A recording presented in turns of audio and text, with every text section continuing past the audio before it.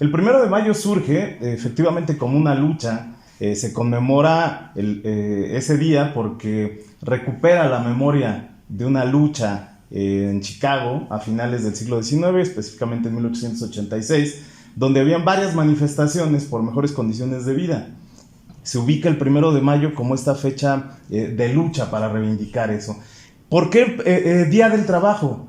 Porque se trata de reivindicar a este sector de la población que vive de su trabajo, que no tiene un conjunto de satisfactores para proveer a su descendencia, ese concepto de prole, de proletariado que retoma Carlos Marx. Entonces el Día del Trabajo, sobre todo en las primeras décadas del siglo XX, empieza a tomar una reivindicación internacional. Es curioso que en el país donde surge esta movilización no se celebra el 1 de mayo como Día del Trabajo.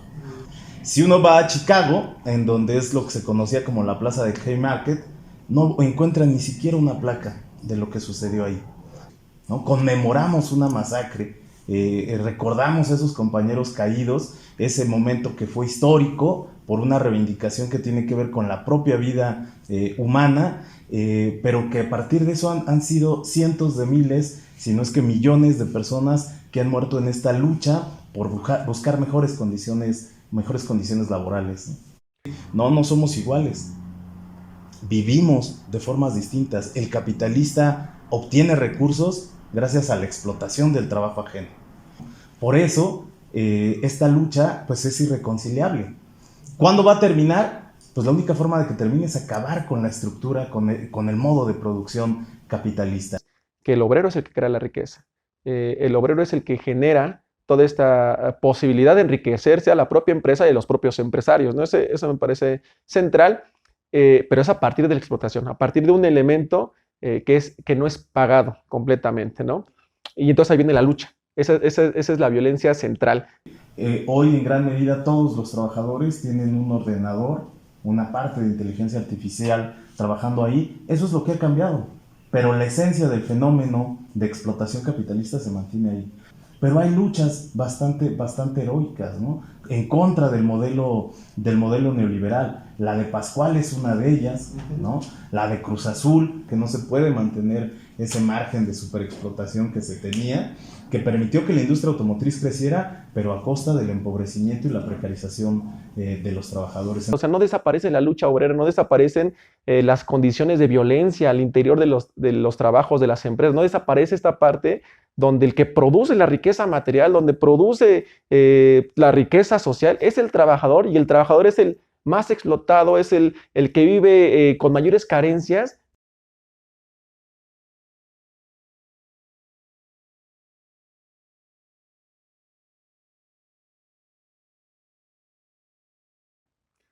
El 1 de mayo ha sido un símbolo y referente de la lucha obrera, de los trabajadores. Aunque regularmente a nivel mundial se ha conocido como el Día del Trabajo y como un día de asueto más, es importante mencionar que va mucho más allá de eso. La lucha obrera de los trabajadores, una lucha histórica, se remonta no solamente a estos últimos años, sino se explica a través de más de 100, 200 años. En este espacio vamos a profundizar un poco sobre esas cuestiones que tienen que ver directamente con el aspecto laboral y sobre todo con esta lucha que ha ido poco a poco avanzando con el objetivo de conseguir mejores condiciones laborales esencialmente, pero también mejores condiciones de vida. ¿En qué momento surge? ¿En qué momento se da? ¿Cómo va avanzando el movimiento por estas mejores condiciones a nivel mundial? En México, bueno, son cosas que podemos ir analizando desde este espacio. Les invitamos a que vean este nuevo podcast aquí en Iskra. Yo soy Eduardo Peralta y el día de hoy pues nos acompaña un gran amigo, pero sobre todo profesor de la Facultad de Economía, Gulebaldo Gómez, luchador también social, ha estado en diversos movimientos, tanto académicos, estudiantiles, ahora también en la lucha obrera, fanático de los Diablos Rojos del Toluca, bueno, también. Pero pues es un gusto que estés acá, Willy. Muchas gracias por la invitación y bueno, pues acá estamos. Muy bien, bueno, pues vamos a empezar con este tema que es pues importante, que es central y que además no desaparece, sino que se profundiza en estos últimos años y en estas últimas etapas. ¿Cómo surge el 1 de mayo como símbolo de la lucha obrera? ¿Por qué el 1 de mayo es este día que se conoce como el Día del Trabajo, pero fundamentalmente, ¿por qué se reivindica este espíritu de la lucha obrera? ¿En qué momento surge? ¿Por qué? ¿Por qué hablamos de esta fecha? Ya, es muy interesante recordar, sobre todo en esta etapa donde hay un intento, un ataque desde hace varias décadas de acabar con el tema del trabajo, ¿no? Por ahí hay varios autores posmodernos que hablan de un mundo, de una sociedad sin trabajo, ¿no? La deslaboralización de la humanidad. El 1 de mayo surge efectivamente como una lucha, se conmemora ese día porque recupera la memoria de una lucha en Chicago a finales del siglo XIX, específicamente en 1886, donde habían varias manifestaciones por mejores condiciones de vida. Una de estas reivindicaciones importantes en 1886 era el tema de la jornada laboral, que ahora parece poca cosa, ¿no? Mucha gente dice, bueno, 8 horas de trabajo, ¿y de dónde llegaron? Por ahí, a finales del siglo XIX, varios psiquiatras empiezan a analizar que gran parte de los problemas mentales que padecía un sector de la población estaban asociados a la falta de sueño. Y entonces, con base en varios estudios, identifican que lo que tiene que dormir el ser humano para mantener una salud mental son por lo menos 8 horas.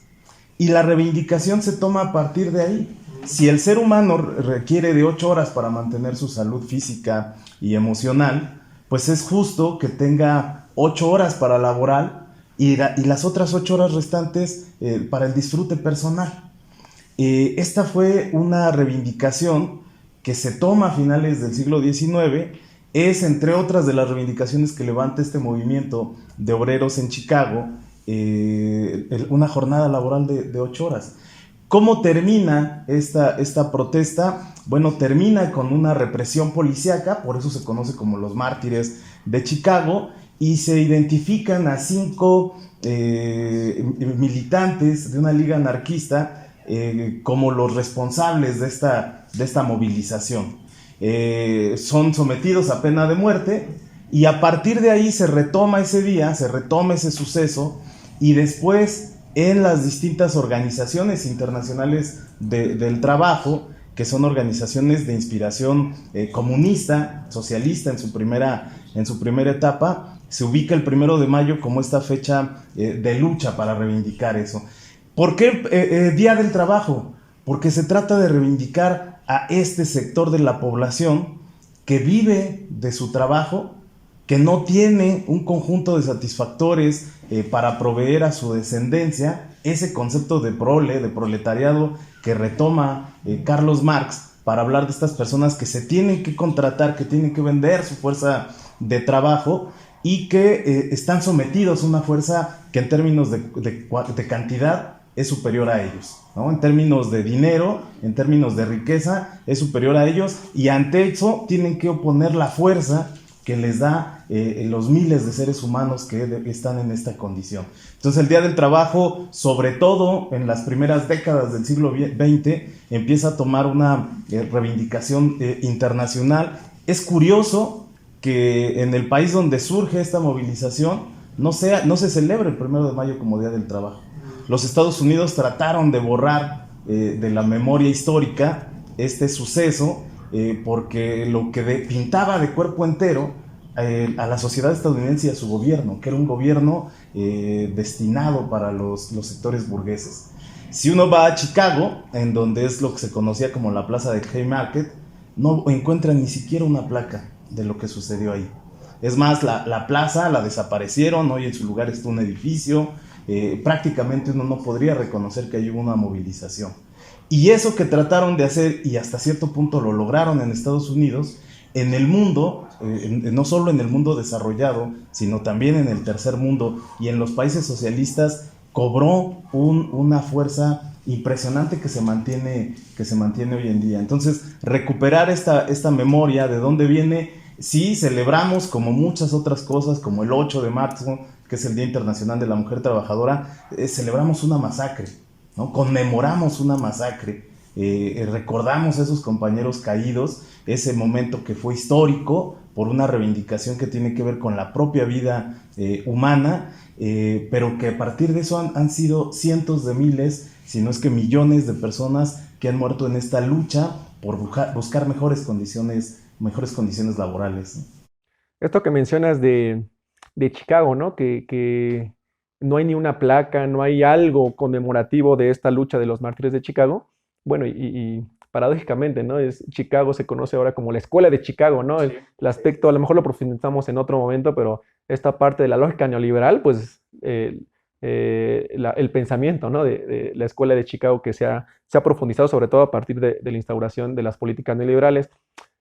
Tú comentabas, bueno, a partir de este hecho, en Chicago se empieza a conmemorar el 1 de mayo como reivindicación de lucha obrera. Pero entonces, pues eso significa que ya viene de tiempo atrás, ¿no? Estos elementos, que ahí se expresa, hay una gran síntesis de diversos momentos que se expresa en la lucha de los mártires de Chicago. Hablabas de la jornada laboral de 8 horas, pero entonces, ¿por qué la lucha obrera? Nada más es reducir la jornada de trabajo, exigir mejores condiciones laborales, ¿en qué aspecto? O sea, ¿por qué la lucha obrera de manera general? Si bien retomamos el 1 de mayo como esta reivindicación, pero ¿cuál es el origen de la lucha obrera? ¿Cuál es su esencia? ¿Por qué se habla de esta lucha obrera? Porque regularmente cuando escuchamos hay una lucha, significa que entonces quien lucha, sí, quien lucha se le está ejerciendo una violencia contra esos que luchan, ¿no? ¿Cuál es esa violencia? ¿Por qué? Sí, este tema de la violencia y que después va a tener muchísimos, va a consumir muchísimos escritos de los primeros pensadores comunistas. Específicamente Engels habla del tema de la violencia como un factor que subyace en la sociedad. ¿Por qué se aparece la contradicción capital-trabajo como determinante en el siglo XIX? Porque todavía en el siglo XVIII se está peleando contra el viejo esquema, ¿no? Un poco para ponerlo en palabras de Eric Hobsbawm, contra estos grandes imperios, contra las formaciones precapitalistas, ¿no? Es el siglo XIX ya realmente el que pone al capitalismo en el centro del mundo, en el centro de la organización de la sociedad. Y ahí la contradicción esencial del capitalismo es esta contradicción entre los propietarios de los medios de producción y los propietarios de la fuerza de trabajo. No puede existir uno sin el otro. Un capitalista puede tener toda la riqueza del mundo, pero si no tiene trabajo vivo que mueva sus medios de producción, de nada le va a servir. Y un trabajador puede tener todas las capacidades del mundo, que es lo que define Marx como fuerza de trabajo, pero si no tiene sobre qué operarlo, pues de nada sirve ese conjunto de capacidades y habilidades. Entonces esa contradicción se pone en primer plano en la sociedad. Hay una contradicción, ¿por qué? Porque los dos son sujetos de derechos. El propietario del capital, que va a rentar, a comprar la fuerza de trabajo por un tiempo, exige el derecho del comprador, ¿no? Y dice, yo tengo derecho a utilizar la mercancía que estoy comprando hasta sus últimas consecuencias, extraerle todo el valor que pueda darme. Y el vendedor de la mercancía fuerza de trabajo, en este caso el obrero, pues reclama el derecho del vendedor. Yo estoy vendiendo mi mercancía y exijo que se me pague un justo precio por ella, ¿no? Ahí tenemos un enfrentamiento de derechos. El derecho del comprador de la fuerza de trabajo y el derecho del vendedor de la fuerza de trabajo. Y Marx lo dice muy claro en el capítulo 5 del Capital. Cuando dos derechos están en pugna, lo que determina quién sale victorioso es la violencia. Es quien ejerce mayor violencia sobre el otro. El capital ha trazado a la sociedad y a sus instituciones como legitimadoras de esa violencia. Y entonces, si el capital renta, compra las capacidades productivas de un trabajador por 8, 10, 12 horas, un mes, él le va a tratar de sacar todo el provecho posible. Es esa violencia que se ejerce y para eso tienen los tribunales, para eso tienen la cultura, para eso tienen todo esto que Gramsci llamaba los elementos superestructurales para que esa violencia se vea como legitimada. Y entonces cuando el violentado reacciona, cuando el trabajador dice, oye, me estás explotando, me estás sometiendo a jornadas de trabajo y el pago es muy poco, en ese momento dicen, el violento es él. Entonces el tema de la violencia es un tema bastante discutido en el escenario social y económico de la humanidad, porque casi siempre hay una violencia que es legitimada, ¿no? Está legalizada por todos los aparatos superestructurales, y en ese sentido el trabajo es el que reclama que no se siga efectuando más violencia sobre él. Eso es lo que radica en la sociedad. Por eso son irreconciliables. El derecho del propietario, el del capital, y el derecho del vendedor de la fuerza de trabajo, el proletariado, nunca van a ser el mismo. Y durante muchos años hemos tenido este ataque de decir, no, todos somos parte de la sociedad. No, esa contradicción radica sí en el centro de trabajo, pero se traslada prácticamente a todas las arenas de la sociedad. Por eso es una lucha. Tienes a dos personas, un sector de la sociedad, los trabajadores, que han sido violentados, ¿no? A partir de estos métodos, de estas estructuras institucionales, jerárquicas, legales, y que se ha legitimizado de alguna forma, legalizado esa violencia, y que son estos días donde salen a decir, no, no somos iguales, vivimos de formas distintas. El capitalista obtiene recursos gracias a la explotación del trabajo ajeno, y el trabajador solamente obtiene recursos para subsistir él y su familia a partir de su trabajo, ¿no? Por eso esta lucha pues es irreconciliable.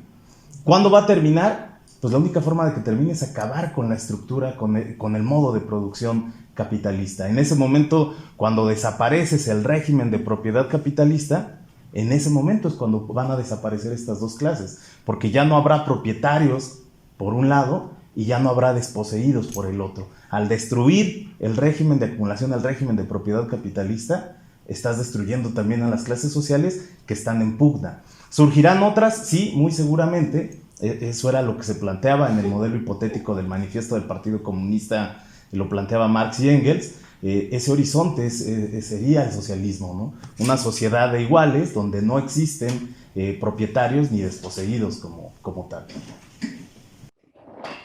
Ahorita nos mencionabas que la esencia de la lucha pues viene de más atrás y viene de un elemento central, ¿no?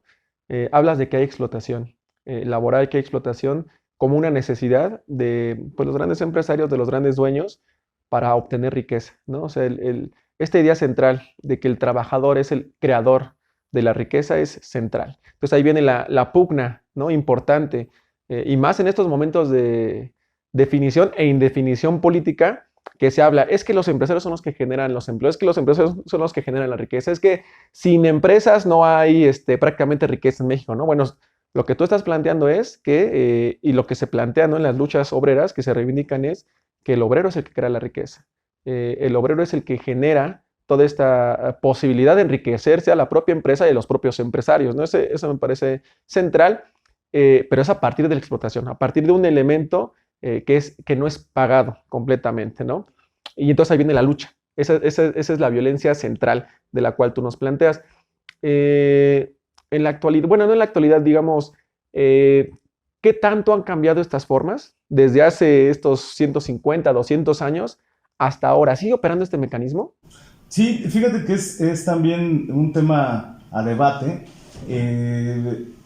Lo que ha cambiado es la apariencia de este proceso, ¿no? O sea, ya hoy no se explotan de la forma clásica como Marx lo describe en el siglo XIX, en las factorías de Manchester, de Liverpool. La forma es lo que ha cambiado, ¿no? Hoy el trabajador ya no es ese trabajador de principios del siglo XX que retrata perfectamente Charles Chaplin en tiempos modernos, ¿no? Que está apretando engranes. Hoy es un trabajador de otro tipo, donde las herramientas ya no son esas herramientas rudimentarias, ¿no? En gran medida, hoy el vínculo de trabajo son los ordenadores, son procesos muy tecnologizados, ¿no? Y esto cambió radicalmente la percepción sobre el trabajo. Entonces, hoy tenemos un conjunto de trabajadores que llegan de traje, que no desempeñan prácticamente actividad física y que su actividad física es estar frente a un monitor, evaluando datos, metiendo códigos. Sin embargo, la esencia del fenómeno de explotación sigue estando ahí. Hay alguien que es propietario de los medios de producción en donde este operador se desempeña, y hay alguien que es propietario de ese conjunto de habilidades y capacidades, tanto físicas como mentales, para desempeñar ese trabajo. Entonces, la esencia del trabajo se mantiene ahí. Cualquier actividad que nosotros desempeñamos, ya sea mental o sea física, con un objetivo establecido, es trabajo, ¿no? Y cuando ese trabajo lo enajenamos para que alguien obtenga beneficio, a nosotros nos pagan un salario, la esencia del fenómeno sigue ahí. Sigue existiendo una relación de compra-venta de fuerza de trabajo y de explotación. ¿Quién se queda con lo producido? No es el operario que produce cualquier artículo que hoy tenemos en nuestras manos, sea un teléfono celular, un reloj, un pantalón, unos zapatos. No es el operario el que se queda con ese valor, con ese producto, sino es el que paga por la fuerza de trabajo. Es decir, el propietario. La relación de explotación sigue ahí. Lo que ha cambiado es la apariencia, sí, la tecnología. Hoy ya no tenemos esas grandes fábricas de cientos de miles de personas. Hoy ya no tenemos estos ríos de grasa corriendo. Hoy son fábricas mucho más pequeñas que producen 20 o 30 veces más de lo que producían las fábricas de principios del siglo XX. Hoy en gran medida todos los trabajadores tienen un ordenador, una parte de inteligencia artificial trabajando ahí. Eso es lo que ha cambiado, pero la esencia del fenómeno de explotación capitalista se mantiene ahí. Hay alguien que tiene que vender sus capacidades y habilidades para poder sobrevivir, y ese sector es el proletariado. No importa si está vestido de traje, no importa si está vestido con un overol, pero cuando vende sus capacidades y habilidades para que otro usufructe esas capacidades y habilidades en la producción de algo, ahí existe un proletario. Y cuando alguien tiene los medios de producción y contrata personas para que trabajen en beneficio de él, ahí tienes un capitalista. Que también es un tema muy, muy interesante. Cotidianamente se utilizan los conceptos de capitalista y burgués de forma sinónima, ¿no? Y realmente haciendo un análisis de lo que plantea Marx, Marx habla de la burguesía como ese sector que conduce la sociedad, ¿no? Ese es el burgués el que diseña la ciudad, el burgués el que diseña la forma de producir, que está conduciendo de alguna forma la sociedad. En los años 50, 60, en América Latina, hay una corriente muy interesante que viene del marxismo y decía André Gunder Frank que en América Latina no había burguesía, que lo que teníamos era una lumpenburguesía, porque era una burguesía parasitaria que nunca llevaba adelante a sus sociedades, sino que simplemente era una rémora de las burguesías imperialistas. Creo que eso se sigue manteniendo hoy en día en América Latina y en los países del tercer mundo o en vías de desarrollo, como le quieren. O dependientes. O dependientes, ¿no? Como se les quiera llamar. Realmente hoy la burguesía que ha condicionado toda la arquitectura económica mundial es la burguesía financiera. Ese sector que ya ni siquiera produce, que ha generado toda la estructura económica mundial para que ellos obtengan ganancias sin siquiera invertir, sin siquiera producir valores, ¿no? Y eso es lo que ha metido al mundo en un callejón sin salida. Y efectivamente, cuando ves que la riqueza se mueve en esas órbitas, dices, aquí no hay trabajo. Y nos quieren vender la idea de que todo se mueve por algoritmos, de que todo se mueve por figuras automatizadas, ordenadores, códigos, etcétera. Pero la producción que genera valor y plusvalor está en otra parte. Y este sector de lo que se ha encargado es de oscurecerlo.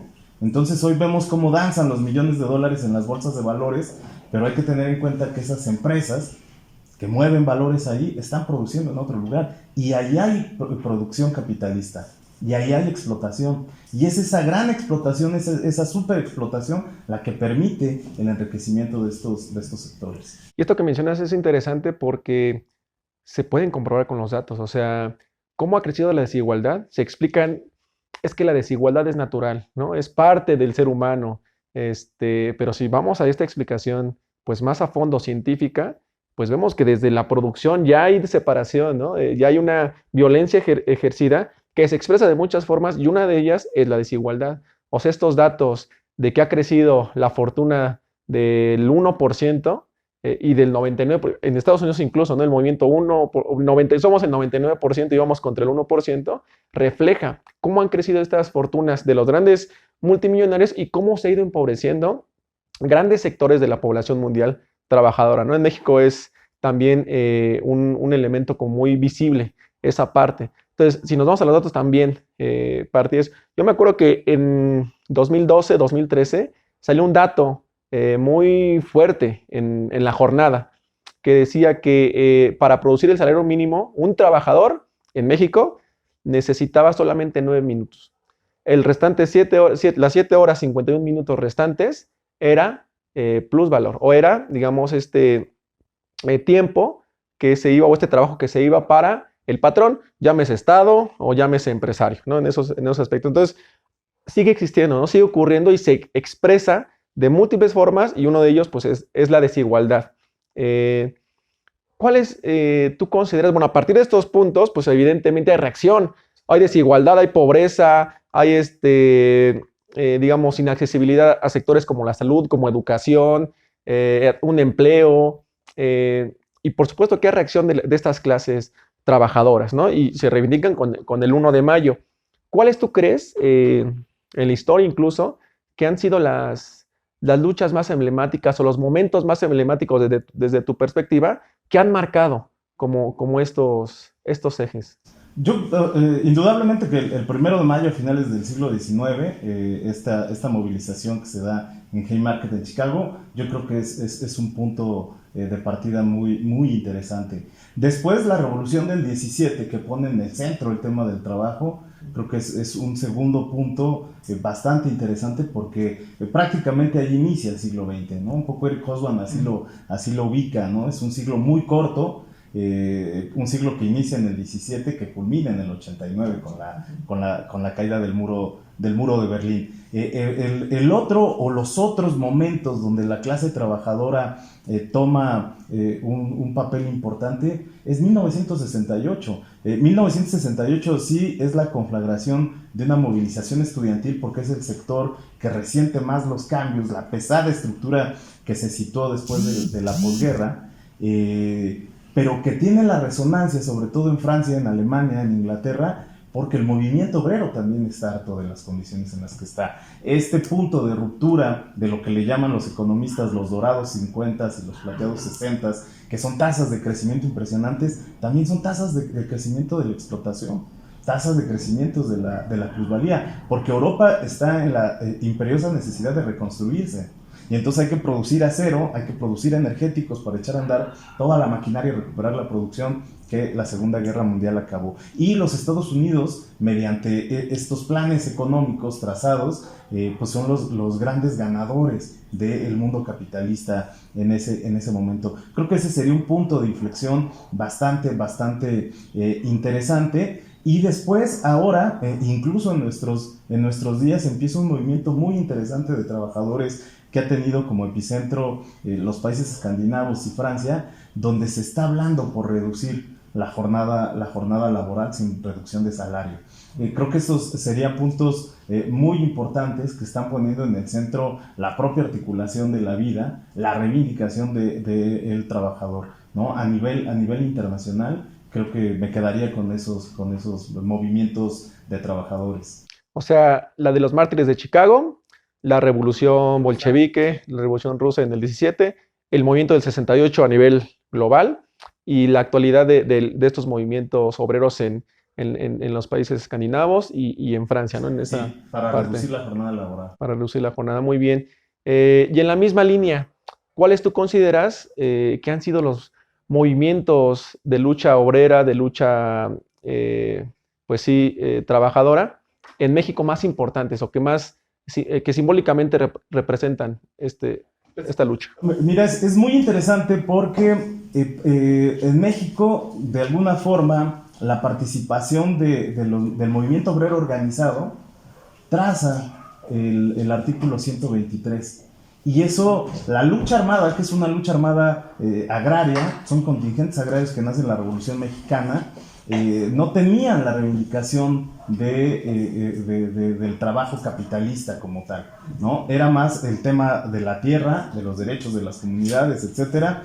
Y el movimiento obrero organizado hace presencia en un momento en que México empieza a desarrollarse de forma capitalista, y eso hace que sea una de las legislaciones más progresivas del mundo. El artículo 123 incluso le da pauta a que los propios bolcheviques piensen de una forma distinta el tema del trabajo. Es muy interesante hacer la secuencia de cómo se construye el 123, porque es toda esta influencia anarquista que llega por Veracruz y Tabasco, que después conforma, entre otras cosas, la Casa del Obrero Mexicano, pero bueno, ahí se cimenta. Después, desgraciadamente, hay un acompasamiento con los gobiernos nacionalistas.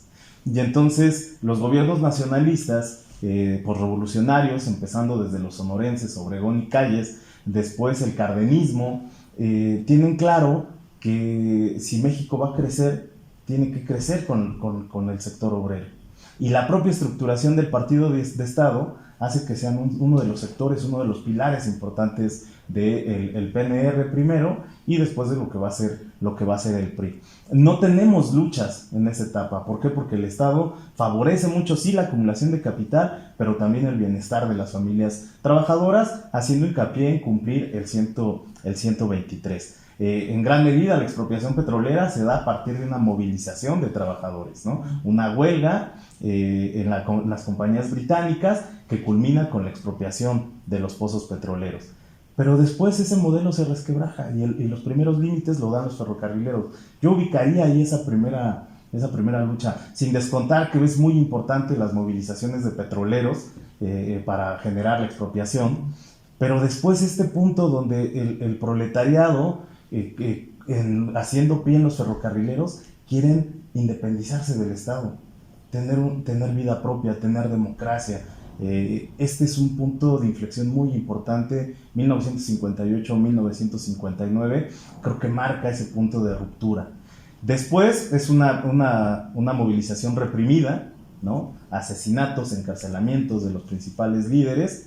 Después vamos a tener una movilización también de trabajadores, pero de estos trabajadores con bata blanca, los médicos, en 66, que también son reprimidos. Después vamos a ver a muchos contingentes de trabajadores que acompañan el movimiento del 68, y creo que ahí en ese punto de inflexión del 68 muchos jóvenes universitarios se proletarizan. Sí, hay un sector que se va a la sierra, que se va a las comunidades, que hacen la guerrilla, pero también hay otro sector que se mete al sindicalismo y que se mete a combatir a las viejas estructuras arcaicas de la CTM. Y ahí eso nos va a dar como resultado que en la década de los 70 tengamos lo que se llamó la efervescencia sindical. Muchísimas organizaciones que logran salirse del control de la CTM, que logran tener vida democrática, la siderúrgica en Lázaro Cárdenas, los propios sectores magisteriales que logran romper el Sindicato Nacional de Trabajadores de la Educación y conformarse como coordinadora, muchísimos sindicatos que hasta la fecha siguen de forma independiente, el caso de Volkswagen, de Audi en el sector automotriz, son producto de esta efervescencia sindical de los 70s. Muchas luchas fueron masacradas, ¿sí? Fueron reprimidas, pero creo que ese es uno de los puntos de inflexión más importantes. Después la reestructuración neoliberal pues nos pega a todos y en todos los sectores, pero hay luchas bastante heroicas, ¿no? En contra del modelo neoliberal. La de Pascual es una de ellas, ¿no? La de Cruz Azul, que no solo rompen con el sindicalismo charro, antidemocrático de la CTM, sino que logran articular estructuras productivas propiedad de los trabajadores, ¿no? Ahí creo que también hay dos experiencias de lucha bastante interesantes, y ya más hacia los 90s vamos a tener pues estas grandes luchas que dan los telefonistas por no desaparecer en el proceso de reestructuración productiva, que da el Situam también por mantenerse como un sindicato fuerte frente a una lógica de universidad neoliberal que se da en la Universidad Autónoma Metropolitana, y más hacia nuestras fechas ya en el neoliberalismo reinante, pues podemos encontrar la resistencia del Sindicato Mexicano de Electricistas. Creo que estos son puntos que a muchos jóvenes de esa década, de la segunda década del siglo XXI, nos marca, porque son los trabajadores los que enfrentan un decreto de extinción, que siguen resistiendo y que creo que es muy, muy heroico. A mí me tocó participar, y por eso las dejo al final, pero hay una lucha que a mí por lo menos me marca y me mete a toda la escena sindical, que es la lucha de los trabajadores de Euskadi, que por ahí es una empresa que originalmente producía llantas, que la compra Carlos Slim en los 90, que después la vende a una transnacional alemana, Continental Tire, que gana un grupo democrático la representación, y lo que hace la empresa alemana es cerrar la planta. Y los trabajadores se van a huelga, y bueno, es una resistencia tan importante que logran conformarse como cooperativa. Creo que este es un punto, un parteaguas también en la lucha obrera. ¿Cuándo se da esta lucha? Pues se da por ahí de inicios del gobierno de Fox. Es una lucha que tarda 3 años en resolverse. Inician como cooperativa en 2005, y eso hace que muchos sectores empiecen a luchar. El primer correlato, pues, como referente, el primer correlato es que el sindicato de la otra planta que tenía Continental Tire en San Luis Potosí se independiza, sale de la CTM como reflejo de esto. El otro correlato es que hay un sindicato de la vidriera del Potosí que también se independiza de la CTM y empieza a buscar mejores salarios. Compañeros en la automotriz Honda, que a partir de este referente se empiezan a independizar de la CTM, y bueno, son luchas que desgraciadamente después fracasan, porque hay toda la presión del Estado, de los organismos laborales, en el caso de Honda y de la vidriera, pero creo que el caso de Continental, de General Tire en San Luis y de Euskadi son referentes bastante interesantes.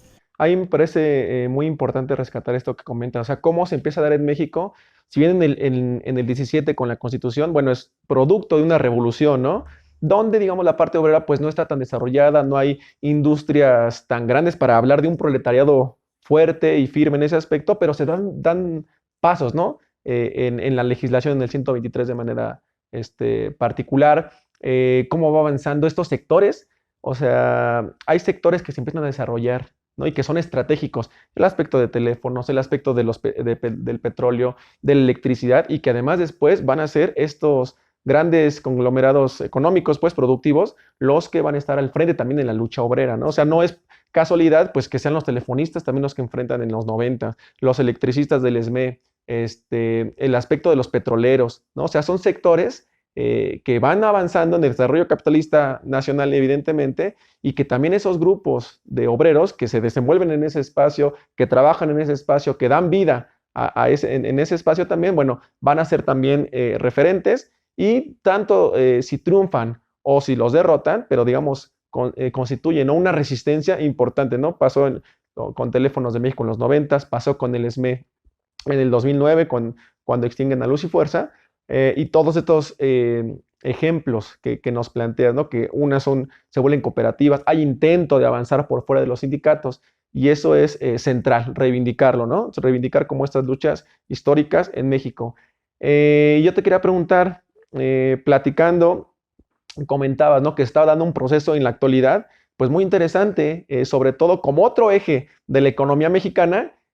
Hablamos del petróleo, hablamos del teléfono en su momento, hablamos de la electricidad, y también un sector que ha sido muy importante para la producción nacional es el automotriz, ¿no? Entonces, cuéntanos un poco cómo se ha desarrollado esta lucha, ¿no? Que ya hemos platicado un poco de los trabajadores, de los sindicatos que están alrededor, pues, de esta industria en México. ¿Qué ha pasado ahí? Fíjate que el tema automotriz es apasionante ubicarlo a raíz de las transformaciones en el mundo del trabajo en México. En México tenemos industria automotriz desde hace casi 100 años, ¿no? O sea, la primera planta que traía los modelos y se acondicionaban para venderse llega en 1925, la Ford. Un año después llega General Motors en la Ciudad de México, y ahí empieza en los 20. En los 20 del siglo pasado. A partir de ahí, la industria automotriz va a ir acompañando el desarrollo del país como tal, la propia confección de las ciudades en México. Y paralelo a esto, vamos a observar en la industria automotriz cómo se modifican las relaciones laborales. Toda esa primera etapa, más o menos de 1925 a 1960, es la llegada de modelos hechos sobre todo en Detroit, en Estados Unidos, y vendidos en México, y aquí tenías un personal mínimo para ajustar lo que se hubiera desajustado en el trayecto, etcétera, y vender los automóviles. Poca calificación, un sector muy especializado, y en los años 50, 60 vamos a ver un crecimiento de estos sectores de trabajadores, porque hay plantas que empiezan a decir, bueno, ya vamos a producir acá. Y el decreto... ¿Hay empresas del Estado? Hay un intento en los años 60 con algo que se llamó Vehículos Automotores de México, de generar un modelo propio, que termina fracasando porque hay una pésima planeación y después hay un boicot de las grandes empresas, sobre todo estadounidenses. Chrysler, General Motors y Ford invitan a la gente a que no consuma los productos, se hace una muy mala publicidad de que son productos defectuosos, y fracasa esta iniciativa. Y en los años 60 se dan cuenta que es necesario regular el sector y se lanza un decreto de movilización del sector automotriz, de integración, de que todo se produjera para el consumo interno. Y vamos a ver cómo surgen nuevas plantas o se amplían las ya existentes. Llega Nissan, llega Cuernavaca, llega Volkswagen a Puebla y empieza a crecer el sector automotriz, sobre todo en la zona centro. Como en los otros sectores, pues la CTM es la que domina, ¿no? Claro. Y es la que articula que las empresas tengan altas tasas de ganancia, altas tasas de explotación, pero que los obreros vivan mejor que el resto de los obreros de otras manufacturas. Entonces, por ahí es un tema muy interesante. Cuando vienen los procesos de ajuste, y específicamente el Tratado de Libre Comercio México, Estados Unidos y Canadá, quien regula el tratado son inicialmente las automotrices. ¿Por qué? Porque las automotrices, después de la devaluación de 1982, se daban cuenta que pagar los salarios en México en pesos devaluados y vender los automóviles en Estados Unidos en dólares les representaba altas tasas de ganancia simplemente por el margen cambiario. Y empiezan a promover la creación de nuevas plantas productivas, sobre todo en la frontera. ¿Para qué? Para que tuvieras una planta a 80 kilómetros donde pagabas pesos, donde pagabas con menos condiciones laborales que si estuvieras produciendo en Texas o en Los Ángeles, y eso le daba altas tasas de ganancia. Entonces el tratado México-Estados Unidos, ¿no? El Tratado de Libre Comercio, es un tratado hecho originalmente para las empresas automotrices. Claro, después se dieron cuenta que por ahí había, para algunos grupos mexicanos, pues mejores condiciones de hacer comercio con los estadounidenses, pero es esencialmente para ellos. Y ahí vemos un proceso de reestructuración productiva. ¿Cuál es ese proceso de reestructuración productiva? Pues romper a los trabajadores, fragmentarlos, ¿no? Descomponer los saberes que tenían, ¿no? Hay una huelga épica, bueno, podríamos ubicar dos, a finales de los años 80 en la Ford Cuautitlán y a principios de la década del 90 en General Motors, en Ejército Nacional, que termina cerrando. Los dos movimientos fueron fuertemente reprimidos. Hubo muertos en esos movimientos. Entonces, el sector automotriz le planta cara a los trabajadores de la industria automotriz y son fuertemente reprimidos. Algunos otros se mantienen, como es el caso de estos sindicatos independientes de Nissan Cuernavaca y de Volkswagen en Puebla, pero las condiciones laborales caen. Y entonces, si nosotros analizamos a la historia de la industria automotriz en un continuo, vamos a ver cómo hoy la industria automotriz es más productiva y paradójicamente le paga peor a sus obreros de lo que le pagaba un obrero en los años 70 o a principios de los 80, ¿no? El neoliberalismo, creo que de forma más cruda se puede observar en las plantas automotrices. Producen con alta tecnología, son las plantas que tienen un mayor porcentaje de automatización. Por ejemplo, la parte de estampado de Ford Cuautitlán es impresionante, es una máquina que es un monstruo, automatizada completamente. El área de pintura automatizada, son puros robots y los operarios tienen que vigilar que los procesos se cumplan, pero la remuneración salarial no es muy distinta que el cuate que trabaja en Osram, ¿no? Tendrán unos pesos más cuando están produciendo el Mustang eléctrico, ¿no? Eso creo que es lo importante de ubicar en el sector automotriz en México.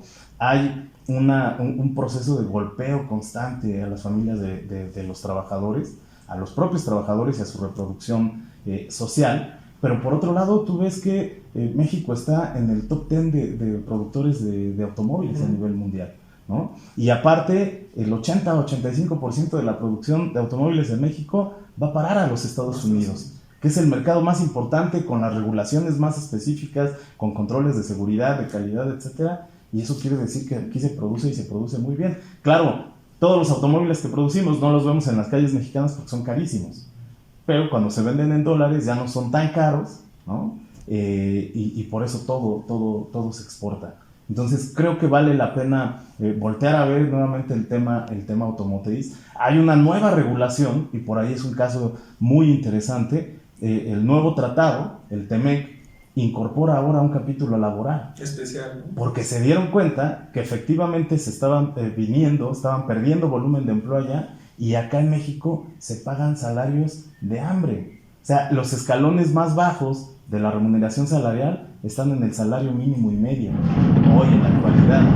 ¿Cómo puedes producir un automóvil de lujo, ¿no?, que cuesta varios millones de pesos, y el trabajador está cobrando un salario mínimo y medio por jornada laboral? Se dieron cuenta que en México pasamos de esto que discutimos hace rato, luchamos por la jornada de 8 horas. Bueno, hoy varias plantas automotrices tienen jornadas de 12 horas. O sea, regresamos al siglo XIX y se les paga muy poco. Y comparativamente con los salarios que se pagan en Canadá y Estados Unidos, bueno, los mexicanos terminaban cobrando menos. Esa ha sido como la historia reciente de la industria automotriz: éxito económico, éxito productivo, éxito tecnológico, y en contraparte, precarización del trabajo, desprotección y reducción en términos de salario real comparado con lo producido de los trabajadores. Bueno, y a partir de esto que nos cuentas, ¿cómo están las condiciones o cómo se han ido desarrollando las condiciones laborales y obreras al interior de la industria automotriz en México? Pues por supuesto que con lo que pones sobre la mesa, pues ha aumentado las tasas de explotación, han aumentado estas condiciones, pues sí, explotadoras hacia los trabajadores, y pues ha habido, supongo, resistencias, ¿no? Ha habido momentos donde el trabajador levanta la voz, tanto en los sindicatos, tanto en las empresas directamente que explotan a los trabajadores, que obtienen la riqueza a partir de estos elementos que comentas. En la actualidad, ¿cómo se ha dado esta lucha, ¿no? Comentábamos que hay una experiencia interesante de unificar algunos sindicatos, de luchar por mejores condiciones laborales y de vida también al interior de la industria automotriz. Se habla de que se está formando un nuevo sindicato, ¿no?, en una parte de México, de la General Motors. Cuéntanos un poco sobre esa experiencia, que me parece que tú también has estado muy presente, ¿no?, en ese proceso. Sí, efectivamente hay un intento de coordinar los esfuerzos del sindicalismo independiente. Dicho sea de paso, hay que decir que México año con año era denunciado ante la Organización Internacional del Trabajo por la violación de los principios de libertad sindical y de negociación colectiva.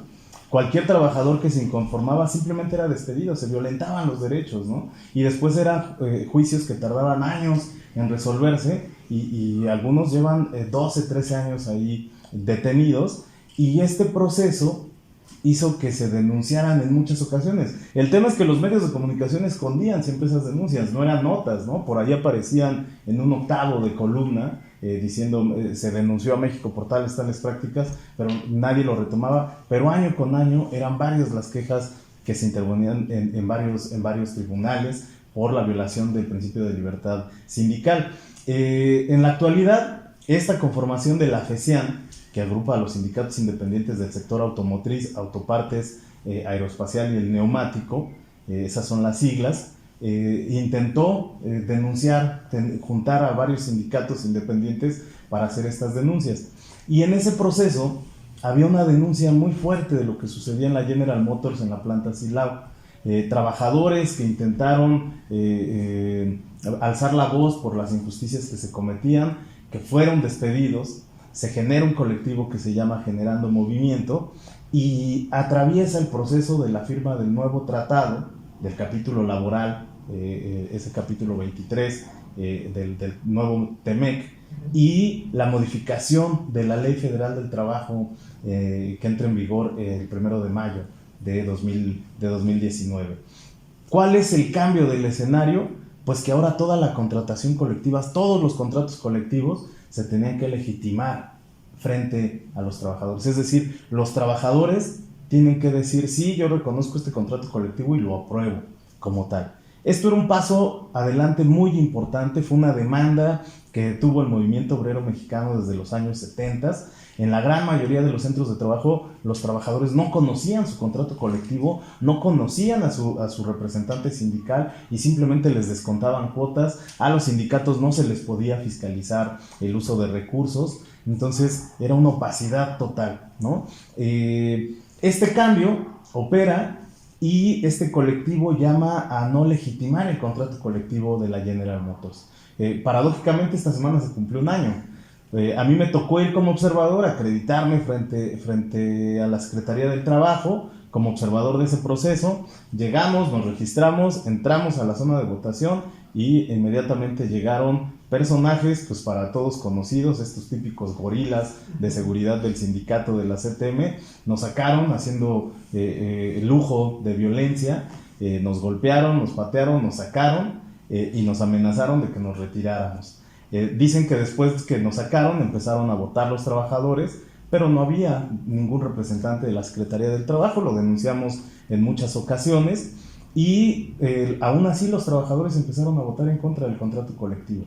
Es tan fraudulenta la CTM, o sea, tiene tan tatuada en sus entrañas el corte antidemocrático, que por la noche violaron las urnas para revisar y hacer un conteo parcial. Y en este conteo resultó que iba perdiendo el contrato colectivo.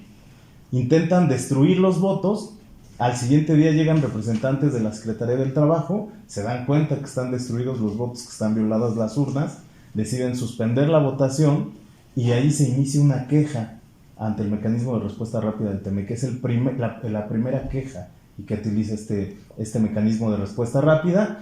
Se abre todo un margen de discusión, se denuncian en varios paneles internacionales y nacionales y se ordena restituir el derecho de los trabajadores a legitimar el sindicato, y esto sucede el 20 y 21 de agosto. Paralelamente, los trabajadores en activo que pertenecían a este colectivo se empiezan a organizar para tener un nuevo sindicato. El 20 y 21 de agosto, la gran mayoría vota porque no se legitima el contrato colectivo, la Secretaría del Trabajo lo valida y constituido el nuevo sindicato, el SINTIA, Sindicato Independiente Nacional de Trabajadores y Trabajadoras de la Industria Automotriz, mete una demanda por titularidad y para la firma de un contrato colectivo en General Motors. Y es una lucha muy interesante porque nos permitió conocer de cerca pues, los grandes abusos. General Motors es la segunda armadora a nivel mundial en importancia, productora de autos. En este primer trimestre del 2022 es la primera armadora que está produciendo más unidades. En la planta Silao se producen camionetas de lujo, la Sierra doble cabina, la Cheyenne. Son productos muy exitosos en el mercado internacional, el 82% se exporta año con año y en contraparte los trabajadores viven en condiciones de mucha precariedad. Los contratos colectivos son protegen muy poco al trabajador. Y entonces ese fue un punto de discusión, de información, de la comparación frente a otras plantas con sindicatos auténticos como el de Volkswagen, el de Audi, el de Nissan, en donde sus prestaciones y el corte salarial es altísimo comparado con estos trabajadores. Y se gana esa votación que se hace en febrero, se le gana a la CTM, que de forma muy tramposa cuela 4 sindicatos en un intento bastante burdo de confundir a la gente, y los trabajadores no se creen el cuento, votan mayoritariamente por el SINTIA, el 71% vota por la opción del sindicato independiente. Y bueno, pues ahora estamos en la lucha de una negociación colectiva que dé un contrato colectivo que supere con mucho el contrato anterior, pero que también comparte el éxito productivo, tecnológico que ha tenido la empresa con sus trabajadores. En la gran mayoría de los trabajadores se trabajan jornadas de 12 horas, ¿qué es esto que no logramos entender? O sea, parece que no se entiende por qué es necesario dormir las 8 horas, ¿no? Reducir la jornada laboral y, pues, por supuesto, tener una mejor remuneración. También una de las demandas más sentidas es este acoso laboral.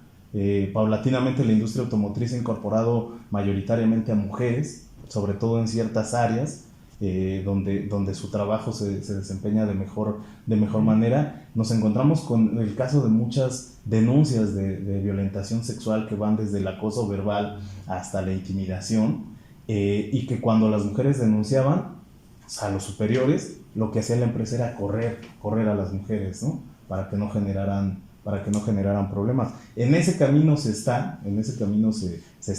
La empresa tiene una posición muy difícil para negociar. O sea, no entienden que las cosas tienen que cambiar, que no se puede mantener ese margen de superexplotación que se tenía, que permitió que la industria automotriz creciera, pero a costa del empobrecimiento y la precarización de los trabajadores. Entonces, esta etapa en la que nos encontramos ahora es las negociaciones, las discusiones con la empresa para obtener un nuevo contrato colectivo, y bueno, pues ahí estamos apoyando a los compañeros. Excelente. Y bueno, esto que comentas, ¿no? O sea, el objetivo central es avanzar lo más posible, pero por fuera de la CTM, ¿no? O sea, haciéndole contrapeso a la CTM y que la empresa acepte al sindicato como principal mecanismo de vinculación con los trabajadores, ¿no? Y a partir de ahí, bueno, vienen diversas reivindicaciones como el aspecto del acoso laboral, como el aspecto de mejores prestaciones, como el aspecto de mejores salarios, esta parte de la jornada laboral, o sea, vienen digamos, esos elementos, pero partiendo de un hecho de que al sindicato, pues lo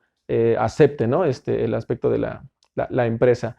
Me parece muy interesante cómo esta lucha que hemos hablado histórica de los trabajadores, que el símbolo es el 1 de mayo, pero que viene más allá, ¿no? de esa misma fecha, pues cómo sigue operando, ¿no? En la actualidad. O sea, no desaparece la lucha obrera, no desaparecen las condiciones de violencia al interior de los trabajos de las empresas, no desaparece esta parte donde el que produce la riqueza material, donde produce la riqueza social, es el trabajador, y el trabajador es el más explotado, es el que vive con mayores carencias que los que no producen, pero que tienen, bueno, que son propietarios, ¿no? De las grandes fábricas, de los talleres, de los materiales, pero que no producen, ¿no? Y que los que producen, a pesar de que lo hacen con sus propias manos, con su propio cerebro, con sus propios músculos, pues se ven impedidos incluso de acceder. Esto es lo más trágico, ¿no? O sea, tú produces un coche, socialmente pues, y no puedes comprarlo. Tú produces una mercancía y no puedes adquirir a ella, y eso me parece terrible. Y esa es la esencia que platicamos hace rato, no es la esencia de este sistema en el que vivimos. Y por supuesto, yo también comparto esto. Si queremos cambiar realmente de raíz, pues tenemos que cuestionar al propio sistema, ¿no? Pero estas luchas, por supuesto que van dando pasos. Si bien no se plantean cambiar completamente, pero son pasos que al menos cuestionan la forma de explotación y que tratan de arrancar lo más posible, ¿no? Al sistema. Me parece muy importante estas lecciones históricas que no dejan de dar los trabajadores en México, y a nivel mundial no dejan de darnos lecciones, y que, bueno, tú eres parte también, ¿no? de ese proceso importante, interesante, y que pues hay que seguir estando al frente, estando presentes en donde podamos para tratar de avanzar lo más posible, ¿no? Y desde este espacio tratamos también de colaborar con esa crítica, con esa construcción, con esa generación de alternativas, y dar voz a muchos de estos sectores que de repente, como tú lo mencionabas, ¿no? Aparecen invisibilizados ante todas las violencias que existen. Por último, ¿qué horizonte se tendría que tener? ¿Qué perspectiva se tendría que tener desde tu postura?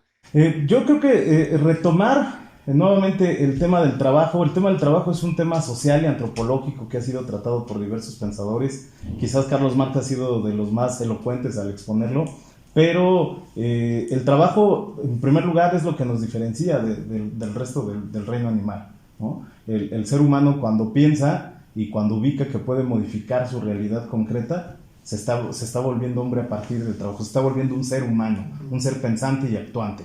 Y en segundo lugar, esta propia reivindicación de la relación frente al trabajo nos conecta con otros seres humanos, ¿no? O sea, en la sociedad nos vinculamos a partir del trabajo. Este intento que hay desde hace varios años de los discursos posmodernos de deslaboralizar la sociedad, me parece que esconde detrás un discurso muy burgués, ¿no? De hacer como si todos fuéramos iguales.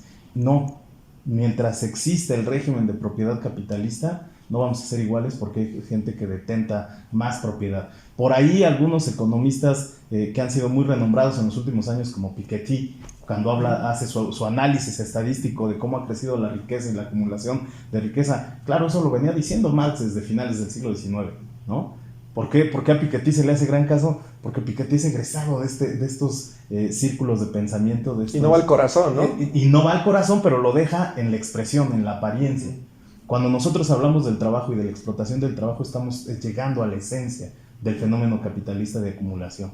Y entonces pensar todos los días, desde que nos levantamos, la cama donde dormimos, la ropa que nos ponemos, los alimentos que consumimos, todos ellos fueron producidos por trabajo, ¿no? El videojuego que utilizamos, el ordenador con el que trabajamos, el celular con el que nos comunicamos, todos ellos fueron producidos con trabajo intelectual y trabajo manual.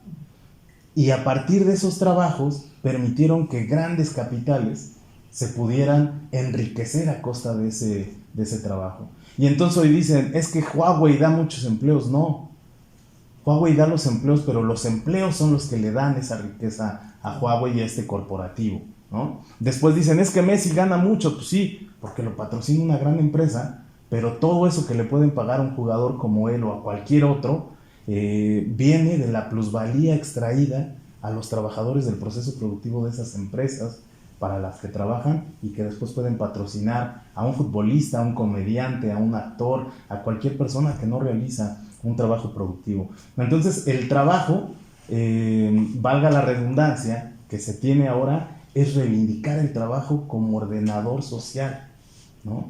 Si perdemos esa noción, estamos perdiendo la noción también de qué hacemos frente al mundo y frente a nuestra vida, ¿no?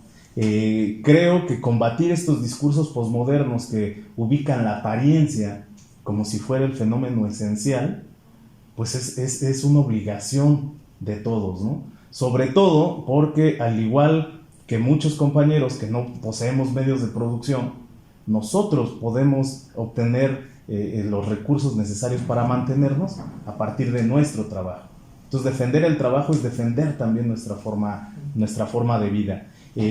Yo aquí quiero tomar esta frase que decía Desmond Tutu, ¿no? Que si tú te das cuenta de que hay alguien que oprime a otra persona y no haces nada, has tomado partido por el opresor. Y creo que en términos del pensamiento social es igual. Si nosotros nos damos cuenta... O sea, no hay neutralidad. No hay neutralidad. Si nos damos cuenta que hay un proceso de explotación, que hay una injusticia, y a partir de nuestro pensamiento y nuestra acción no hacemos nada, entonces nuestra ciencia, nuestras acciones, están fortaleciendo al opresor, ¿no?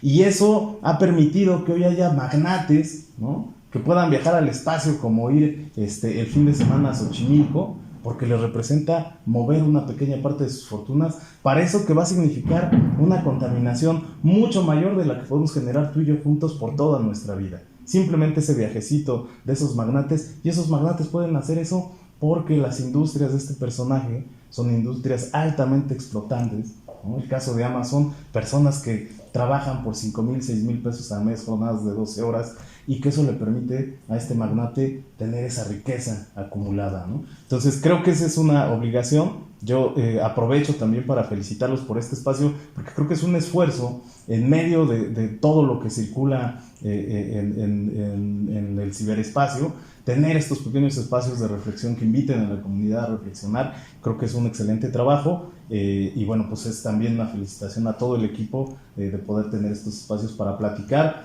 para encontrarnos, para conocer luchas y cosas que muchas veces no podemos encontrar en los medios masivos de comunicación. Así es, y bueno, pues te agradecemos que hayas estado aquí en este espacio. A lo mejor nuevamente podemos estar platicando de algunos otros elementos que aquí quedaron a lo mejor no tan a profundidad, pero te agradecemos mucho el que puedas estar acá. Sabemos que tienes todavía esta lucha, ¿no?, allá en Silao, con los compañeros del sindicato, y bueno, no podemos de repente estar físicamente, pero en la lucha en algún momento todos conectamos en algún punto, ¿no? Entonces te agradecemos que estés aquí, y bueno, Importante seguir reivindicando la lucha de los trabajadores, que no ha desaparecido, estas condiciones no desaparecen y es importante seguir avanzando lo más que se pueda. Y bueno, los invitamos a que sigan con nosotros en estas discusiones, estas charlas que tenemos desde acá y que la chispa siga incendiando la pradera.